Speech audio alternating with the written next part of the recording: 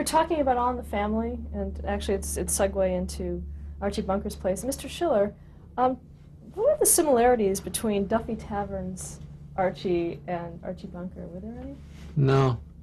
This is both in a bar. That's about the major similarity. I don't know. One is a situation comedy, the other was a bunch of jokes put together, and there wasn't much situation. Very slim, skinny situations on Duffy's Tavern. What were some of the parameters about writing for Archie Bunker? I don't know that there were any. I don't think so. Did you have to balance anything No. within his character? No. How much of the character was influenced by Carroll O'Connor and his... Well, the way he acted it, he was very influential. He knew the character better than Norman. He did. Sometimes he did, but the thing revolved around, and when Norman came up with an idea about Archie joins the Ku Klux Klan, and by this time Carroll wanted to be loved like most of the actors do, and he ain't about to join the Klan. He said he wouldn't join the Klan. Archie Bunker wouldn't join the Klan. I figured the first guy in the world didn't want to get the Klan, be Archie Bunker. So he agreed to do it, but in the middle of the thing, he didn't join. He gave a speech, an anti-Klan speech at a Klan meeting. Became a big hero, see. So the hell with the character, because they want to be loved. That's more important. He did a thing on Liz Was a Les, to go back to that for a minute, which was an ad lib. He put it in, and it was brilliant. He finds out that he had said earlier on that Liz, or her roommate, with whom she lived, was a terrific guy. This was Edith's cousin, and he had once kissed her, and she's terrific. This is the only relative he liked, the one who died, and her roommate is still alive, and he finds out that they were lesbians. Edith has to tell him. Edith finds out, and in her own halting way tells him, and he's infuriated. And he walks over to the survivor, the roommate, and he looks her in the eye and he says, "Why don't you people just cut that out?" He figured that'll take care of homosexuality. Nobody ever told him not to do it. So he goes back to Edith. He says, "I think I straightened her out." That's brilliant. Did you get any flack for that episode? I mean, that was I used a great Fred Allen Irish line for Archie, and he bought it. He didn't know it was an Allen line. He was talking about the typical Fred Allen line, talking about a lace-curtained Irishman, Irish family, the kind of people who had fruit in the house when nobody was sick. You asked if we got any flack? Yeah, that episode. Not a bit. None that I know of. They may have kept it from us. Talk about writing for the show in general, what the process was. The same pretty much as any other show. They all boil down to their own personality, and you know, you write, and it goes through several processes. Somebody looks at it and rewrites it, and then somebody else rewrites it, and eventually it gets on the air, and they do a rerun, and I mean a rehearsal. I don't know how much of you're talking about dialect. Did I hear you say? No, the writing, the yeah, process. I know. Dialogue. Oh, the dialogue. I thought you said about writing in dialect. That's it. Okay, and what was your involvement in Archie Bunker's place, as far as Same, we were just writers. Did you work on the pilot for that? I'm not sure there was a pilot. There was the first guy, what's the guy, Martin Balsam. Who subsequently died. He was... You realize how many times we've said that? No longer with us, That's subsequently right. died.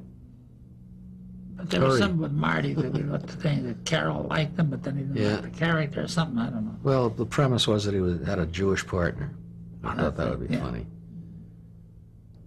I don't remember, I don't recall a pilot. I mean, Carol was so strong and so was Norman that they just did it without a pilot, I think. We had a first episode. Yes, the first episode. Now, was Norman Lear involved in the show at all? Sure.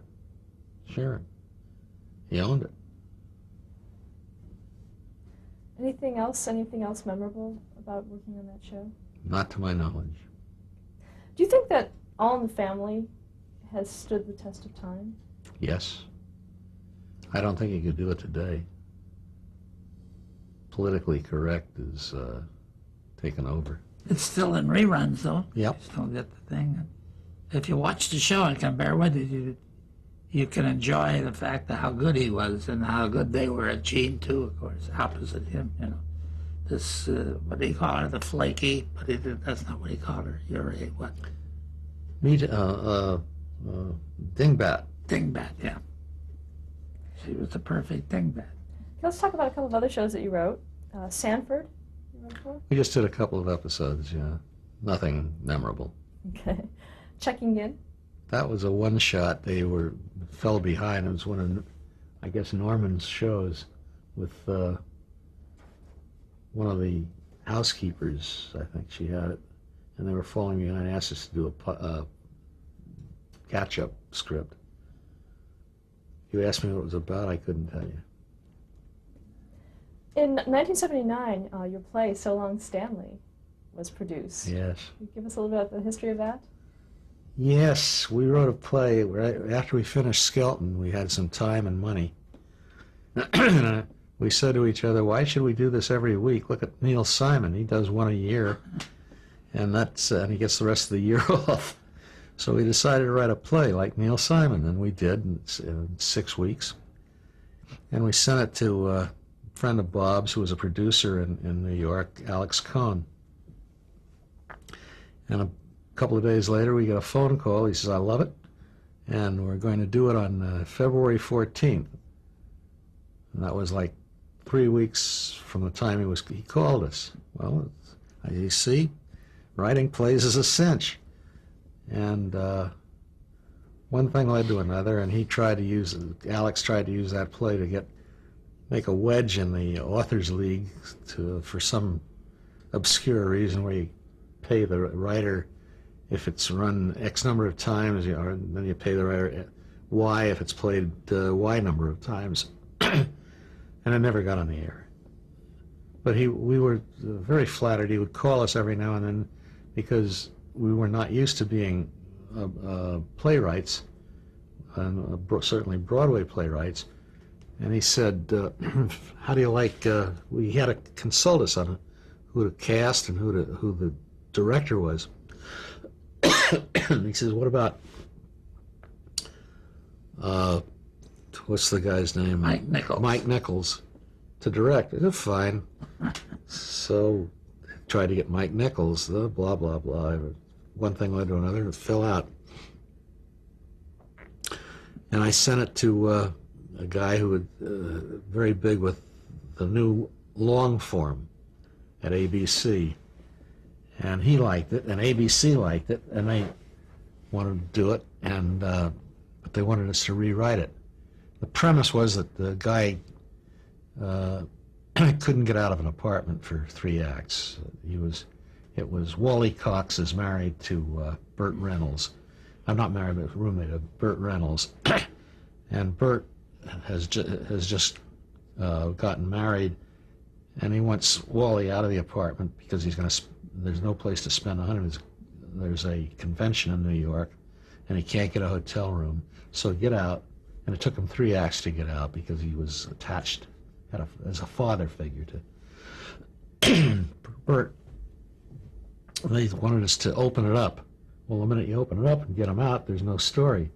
So we said no, and we put it back in the thing. Then Jerry Lewis said that, put an ad in the paper looking for material. He had a deal at Warner Brothers for 3 pictures, so we sent it over to him. He loved it, called us over.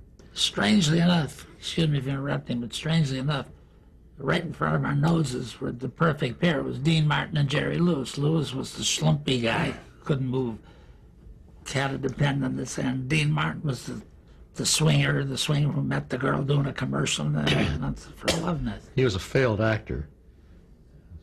I love the joke. He says he was the only actor who was in a play on Broadway, a 3-act play that closed after the first act. And in the review, Brooks Atkinson said he was every bit as good as the play. And he carried that around with him thinking it was a compliment. At any rate, one thing led to another. We kept sending it around, and we see a blind ad in the Variety, 2 male comedians, comic actors, seeking property. We sent it to this blind place in the Midwest, and it turned out to be Jerry Mathers and Tony Dow. And they liked it, and they took it and they did it in dinner theaters all over the country for about a year. So it was produced, and it was on the Can I boards. I have to go to the bathroom. Okay, that same year, 1979, you wrote a pilot called But Mother. Dina Dietrich, was that her name? Dina Dietrich. Dina Dietrich, who was Mother Nature. She reminded us of B. Arthur. She reminded us Yeah. of Maud. That's right. We did a pilot for her, which didn't sell. And who was in it? Who's the guy from MASH? Hawkeye. Alan Alda? Robert Alda, Wow. Alan's father, had a bit in this play, in the pilot. He was in the original Guys and Dolls, That's right. Robert Alda. Let's talk about some other shows that you worked on and pilots. You did a pilot for Gary Burghoff called Walter. That's right. Walter, something Walter. It's Just- called Walter, but it was spelled like MASH with the asterisk. Oh, was it? Yeah. He was looking for a show that was after MASH went off the air. And we have Everett Greenbaum worked with us. Everett had done some shows. No longer with us. Yes, we did that show, and The director's no longer with us either. I don't remember who it was. A young guy, kind of nice looking guy, was an actor and then turned director. Oh, Bill Bixby. Bixby. That's right.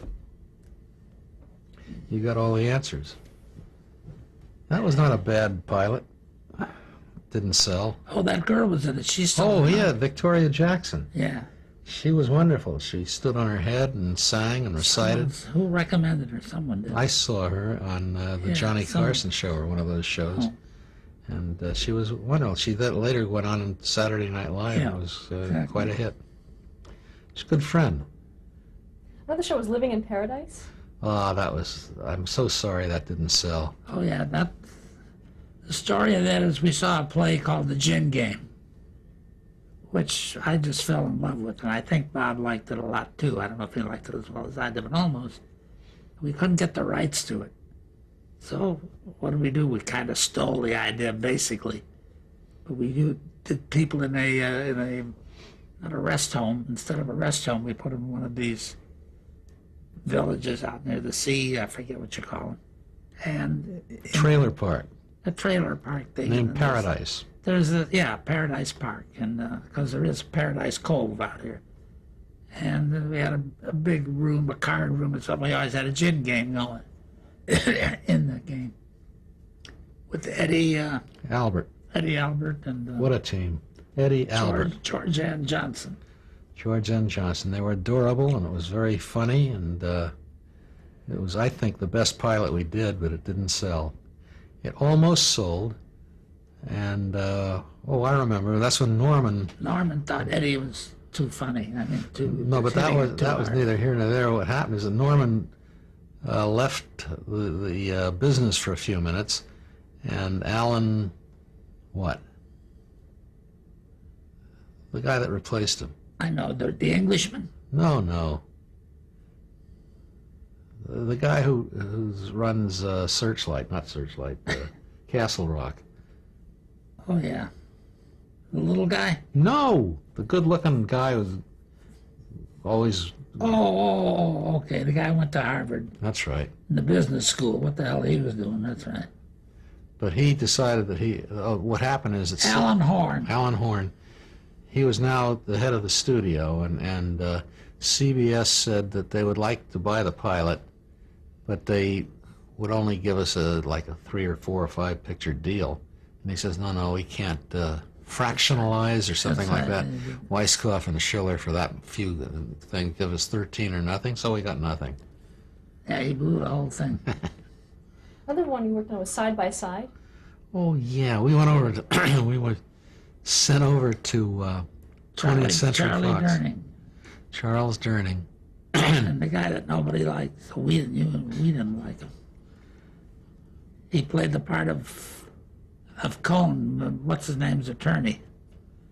McCarthy's attorney, Senator McCarthy. Linda Lavin's husband. Yeah. Who played it? What? Ron Liebman, you got it. Liebman. Not Liebman, is it? Yeah, it was Liebman. Terrible guy. It's going on the air. Everybody's going to hear you say this. At the museum. Lovely guy. That's better. You got enough enemies. I want to go back a little bit. I just want to I don't touch have to on. worry about enemies anymore. That's a long time ago. I want to touch on something you did in '68. The Good Guys. That was with Bob Denver and Herb Edelman and Joyce Van Patten. And it was created over Leonard Stern's outfit. That's right. And we told Leonard, he asked us to come on as writers, and we said we'd do it if he made us producers too, so he did. And that was the first producing we did. He was very nice about that, and we appreciate What that. was the premise of that show?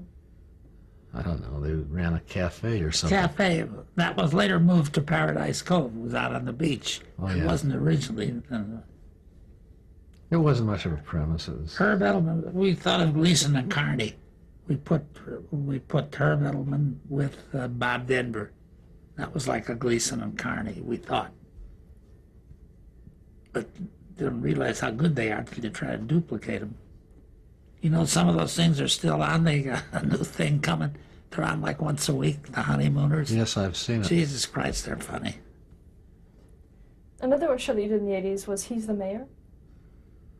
There was a young man by the name of Sandy Veith who was started out as Norman Lear's chauffeur and became our gopher, which was a normal progress from chauffeur to gopher.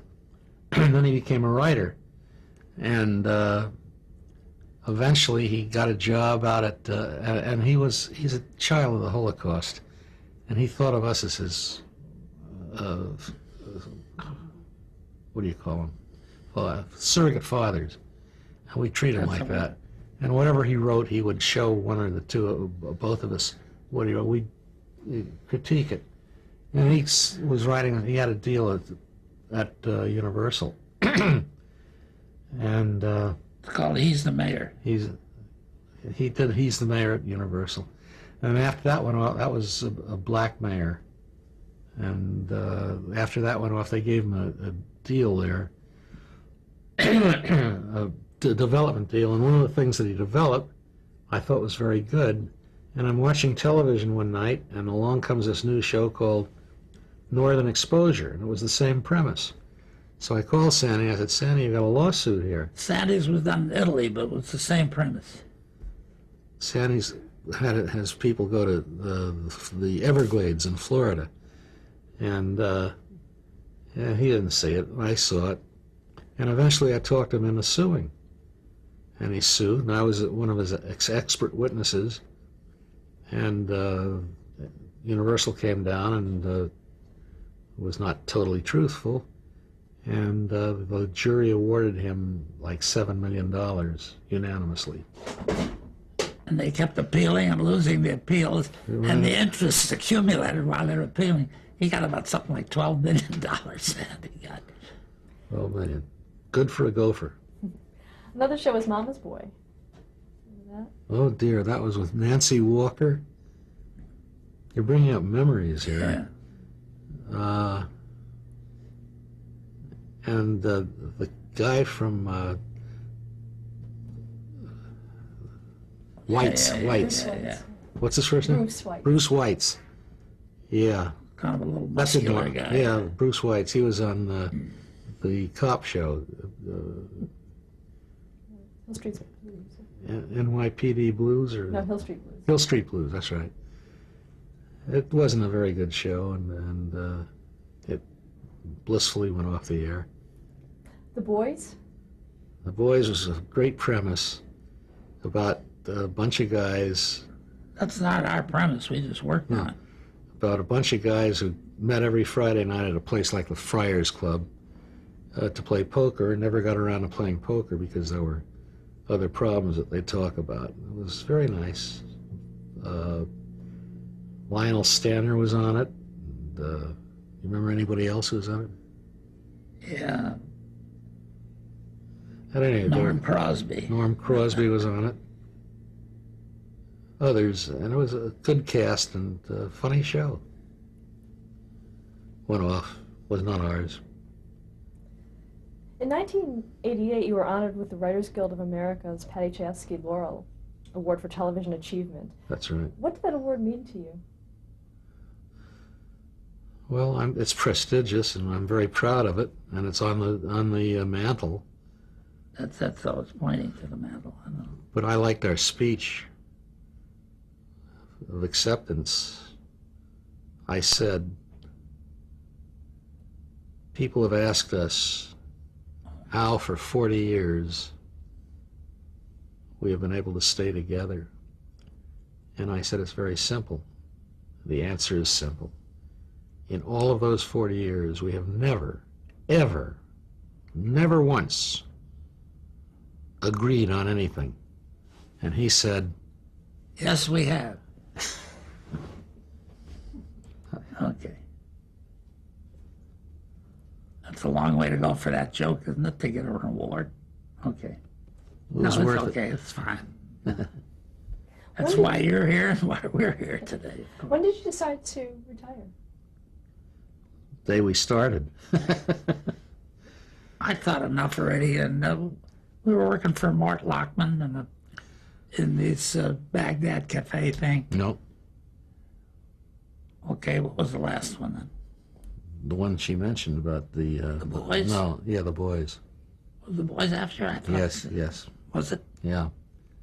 What is the last thing you have on? Was Actually, I have Baghdad Cafe. in And the 90, Boys. and the Boys Baghdad in- Cafe. And the Boys in '88. See? You're wrong. God damn it. Okay. That was the last Baghdad Cafe. And I was 76 years old, and I figured that's enough already. And it is enough already. I was 18. I was just beginning. That's right. Was it pretty much? Were we pretty much in agreement?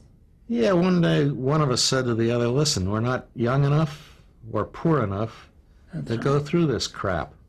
Because the writers were staying up all night, which did not appeal to us. It's been written in concert now, and it's all different. It's People, hundreds of people writing the shows, and young people telling us how to write and so forth. It was not delicious, so we packed it in. We're in a business where age and experience is Looked down upon. it's punishment, really. It's no good. You're All supposed to be ageism. young and new, no, so you'll bring something new and fresh and youth. It's a youth business. Okay. We always told them, that, on Lucy, all those years, we never worked one night, ever. They always said, well, that was different. That was different. What was different about it? Same thing.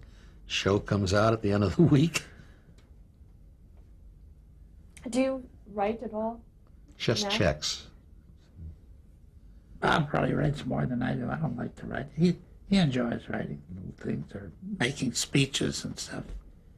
That's the same thing. He writes a speech. Oh, I wrote a couple of funny things. I wrote when he became 80. I wrote a pretty funny thing. I thought it was funny. I enjoyed doing it actually. It was about how advantageous it is to become old, which is all the money you make by being old. For example, that he stopped smoking. Say he used to smoke cigars and a pipe, saved a fortune there. You can't eat red meat, so you don't have to pay for steaks and so and so. You get in movies cheaper. Not only you get in, your hearing is bad, so you don't know what they're saying over there. It's terrible. You think the movie is great. It's a clinker. So that's wonderful. So, and it all culminated in when the president was having an affair with Monica Lewinsky. And it says another thing, no legal expenses, because when you're 80, there's no sexual harassment. When he was young enough for sexual harassment, the only thing people went down on in those days was the Titanic. So, and then had a nice ending for it. It's all the, what's this, the Alzheimer's syndrome. Because he'll come home in a minute, it'll all be over. He's had a wonderful time, met a lot of his dear friends, and when he gets home, he won't have the slightest inclination to know how much this party is costing him. Did you say all that? Yeah, You should have listened. it's pretty good. I'd like to I ask got you a lot guys a of couple good of laughs. summing up questions. First of all, we didn't talk about this during the interview, but did you have any involvement in the Blacklist in the 50s and 60s? Did you know of it? Oh, sure. Did you know people who were affected by it? Of course. Well, we did. I never had any firsthand. I was on the edge through friends, relations. The other person in that picture with me and Fred Allen, Nat Hiken, Nat had nothing to do with it, but his wife was very active, and as a result, they cajoled him to help save her. Save her from what, I don't know, but to sign a big contract. He was offered CBS and NBC wanted him to develop shows. Matt was a big talent. And for some reason, CBS didn't want any strings attached, just signed. NBC wanted him to take an anti-communist letter out. Didn't mention his wife, but just to say that. And for some reason, more money or whatever, he chose NBC, and he wrote a letter saying, I abhor communism, and blah, blah, blah, blah, blah. And they double-crossed him. They never gave him the job. Also, just to put a period on it, at one point we lent our name to a blacklisted writer That's true, yeah. on a single script so that he could get some money. And that was a pain in the neck because at the end of the year you got to figure out how much of the tax was. We did it, and he was a friend of ours. Would You you know, willing to say who it was? I'd rather not. Woody just Allen did a picture from a true case. It was not this writer, it's a different case. There was a writer who wrote a thing that was blacklisted, and it needed some work, and some guy said, Jesus, this is going to be a good picture. He says, I know a guy who can fix it, but he's blacklisted. He had given him a name under a phony name that someone knew. So the guy redid his own script, and he got paid twice. Did either of you have to sign a loyalty oath? No. A loyalty oath? Did you ever sign a loyalty oath for any of the networks? No, that you no were one on? asked us to sign a loyalty oath. Okay, let's stop here to change the tape.